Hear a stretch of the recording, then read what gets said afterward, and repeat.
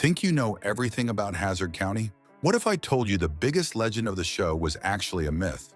From the cars to the cast, there are at least 10 stories fans have completely wrong. And once you learn the truth, you'll never watch the series the same way again. Stick around, because we're counting down the most surprising facts that break the legend of your favorite good old boys. Before we move on, please take a moment to subscribe to the channel and like the video. Number 1, the General Lee's horn wasn't stock. That horn sound is probably the first thing people think of when they picture the General Lee. It felt so natural you'd swear Dodge had built it right into the Charger. But here's the twist. Chrysler never sold a car with that musical blast. The producers only stumbled across it when they heard another driver honk out a tune. It was the opening of Dixie, and it caught their attention immediately. They tracked the driver down, offered him $300 on the spot, and bought the horn. From that chance moment, it became a permanent part of the show's car. What started as a quick fix turned iconic. That improvised musical note didn't just fill a scene, it became one of television's most recognized sound effects, shaping the General Lee's personality more than any design detail ever could. Number 2, cars were constantly destroyed.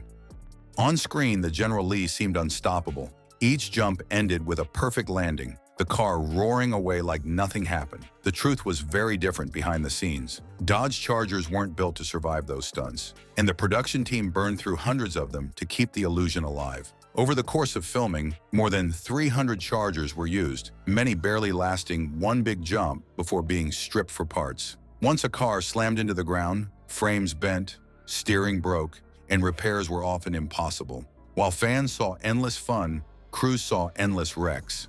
And it wasn't just the cars. The people performing those stunts, drivers harnessed in, riggers setting ramps, faced bruises, broken bones, and close calls. The show's indestructible muscle car was really smoke and mirrors, costing both vehicles and people in every episode.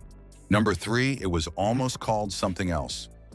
The name Dukes of Hazzard feels so permanent now that it's hard to picture it any other way. But when the show was first being shaped, that title wasn't a sure thing, and the identity of the series could have gone in a completely different direction.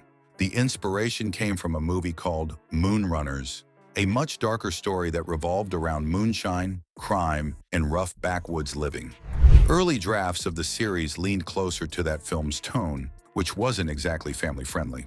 Warner Brothers recognized television audiences might not warm to a gritty outlaw drama and decided to soften both the concept and the title. What we ended up with was something lighter, colorful, and inviting. If the studio hadn't shifted gears, we wouldn't be talking about quirky cousins and comedy chases. We'd remember something closer to an edgy crime tale. Number 4, the General Lee had doors welded shut. One of the most memorable things about the General Lee was Bo and Luke diving straight through the windows. That move became a signature part of the show, and plenty of fans believe it was because the car's doors were always welded shut. But that wasn't exactly the case. Only some of the Chargers used on set actually had their doors sealed, a choice inspired by NASCAR's safety tradition, where welded doors kept drivers safer during races. Other cars kept their doors fully functional since the crew needed access for camera gear, quick setups, and off-screen practicality. If you look closely, a Season 2 blooper even shows a character slamming a door shut, proof that the legend didn't apply to every vehicle. Crawling through the windows wasn't about necessity, it was about creating a bold visual identity. Number 5. Waylon Jennings was more than the narrator. We all remember that smooth southern drawl guiding us through every episode, almost like a friendly neighbor catching us up on the action. That voice, of course, belonged to Waylon Jennings. But here's the part many forget. Jennings wasn't just telling the story, he was shaping it with music that reached far beyond the TV screen. His theme, Good Old Boys, didn't stay confined to opening credits. In 1980, it climbed the country charts and became a radio hit, making the show's sound part of everyday culture, not just primetime entertainment. Jennings wasn't just a narrator, he created a bridge between Southern storytelling and popular music, giving the show credibility in both worlds. Number 6, unlikely European fan base. A story about cousins racing through dirt roads in rural Georgia sounds like it would only connect with American audiences, right? Strangely enough, the series ended up winning over fans across Europe, in places far removed from the culture it was showing on screen. Viewers overseas didn't need a Southern background to enjoy what they were watching. The humor was simple, the car chases were loud, and the playful stunts barely needed translation. Even without understanding every small-town reference, families could sit together and laugh at the chaos while cheering on the General Lee's big jumps. Number 7. Enos got his own spin-off.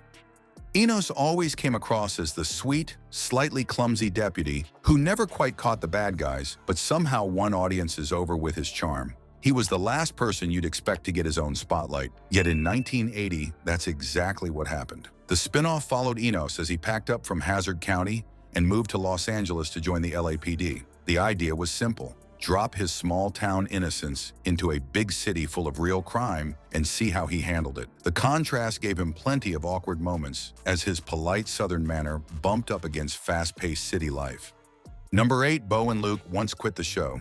Imagine Hazzard County without Bo and Luke. It feels almost impossible, yet for a stretch of time, that's exactly what happened. In the middle of the show's success, actors John Schneider and Tom Wopat walked away, caught up in a messy contract dispute that turned the series upside down. Producers scrambled for a quick fix and brought in 2 new cousins, Coy and Vance, to fill the gap. On paper, it seemed like a workable solution, but fans immediately pushed back. Ratings dropped, merchandise sales slowed, and the chemistry that made the series so engaging simply wasn't there. Number 9. Daisy's shorts changed fashion history. Daisy Duke wasn't just another TV character. Her style left a permanent mark on fashion. When Catherine Bach stepped onto the screen in those high-cut denim shorts, they instantly stood out. At first glance, they might have seemed like just another way to highlight her role on the show, but they ended up becoming far more influential than anyone expected. The shorts caught on so strongly that they eventually earned a name of their own. Suddenly, it wasn't just about the character. It was about a universally recognized fashion item. What started as a simple wardrobe decision turned into a global fashion term that still gets used everywhere today. Number 10. NASCAR connection. Bo and Luke might have looked like they were just stirring up trouble when they tore across dirt roads and launched the General Lee over rivers, but that style of driving wasn't only for TV. It actually mirrored real racing traditions that had been part of Southern culture for decades. The design of the General Lee, big V8 muscle, flashy paint, numbers on the door, echoed the look of modified stock cars that defined the early days of NASCAR. Many of those racers came directly from moonshiner roots, with reinforced frames, welded doors, and extra horsepower meant to outrun the law. Hazzard's wild stunts were a bigger, flashier version of the same culture. Almost everything about Hazzard County carried more twists than fans realized. What seemed like an easygoing tale of cousins, lawmen, and a bright orange car actually hid chance decisions, behind-the-scenes struggles, and cultural shifts that reached far beyond television. The Dukes of Hazzard wasn't as simple as it looked. Its most familiar moments, from the horn to the fashion, were filled with unexpected backstories that still surprise people today. Which one caught you off guard the most? Drop your answer in the comments and tell us which other TV myths you'd like to see us uncover next.